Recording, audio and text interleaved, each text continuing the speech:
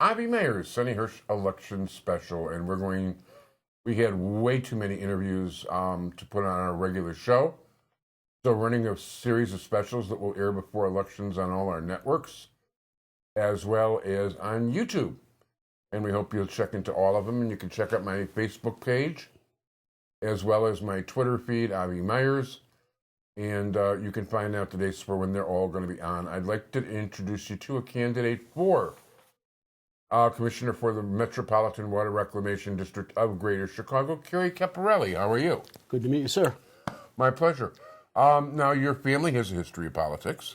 My father was a member of the Illinois House for, I believe, 18 terms. Wow. I may be wrong, but I think it's very impressive. Yeah. And is this your first try? No, I actually originally ran for Rahm Emanuel's congressional seat. Oh. And then I also ran for Metropolitan Water previously. Yeah. So anyway, this time it's not that big a field this time around. Well, there were 11 originally running for the 6-year term, and it dwindled down to 6 after objections. Yeah, funny how the people disappear that way. They tried on me too. Chicago politics. So tell us, why should we vote for you? Well, give you several reasons. Sure. First reason being, the board has been dominated by party insiders for over 40 years. This has caused mismanagement. There's been budget overruns.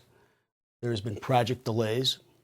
And it's time that we have new commissioners come in and try to stop the domination and go in a new direction so we can correct these problems. There's 9 commissioners total, and actually 4 are up for election this year. So in theory, you can make a big change. And I've identified others that could possibly make those changes. The other reason I was going to mention you is because I'm a geographer.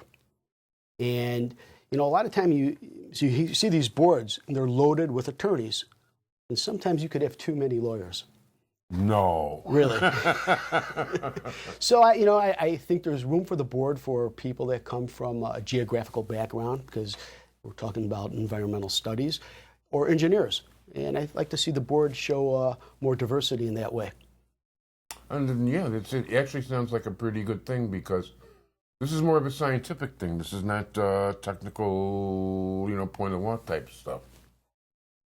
So anyway, you got your signatures together. Now the Metropolitan Water Reclamation District actually covers.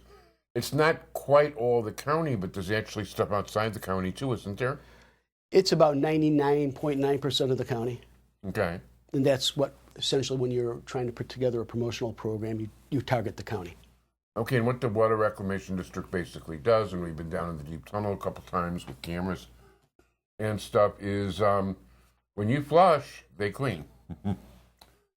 So, do you find so you've already been studying ways that you can, solve some of this financial problem? I'm a fiscal conservative, and I think most people are fiscal conservatives. Nobody likes to throw money away. But for some reason, when you get a board situation, money gets thrown away.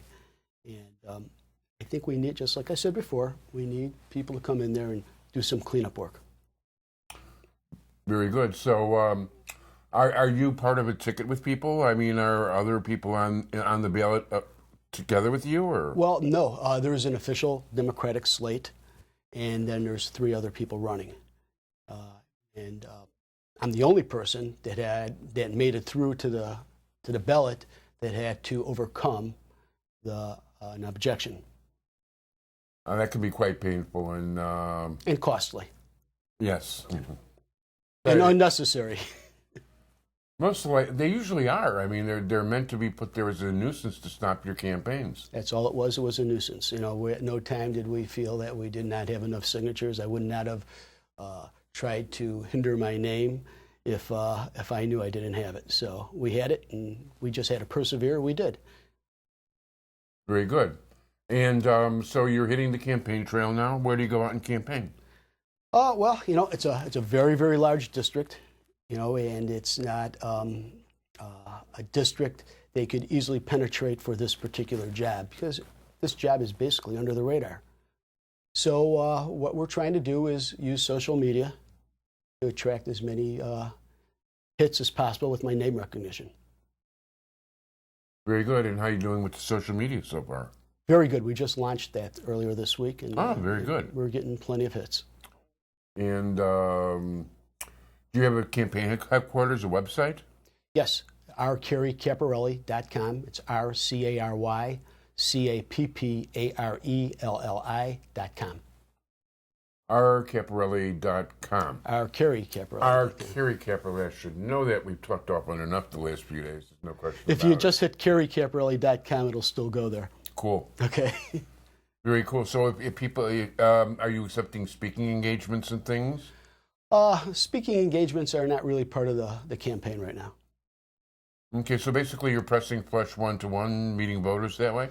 We're doing a lot of interviews like this, a lot of endorsement hearings. Yesterday we were at the Daily Herald. Yeah. And things of that nature.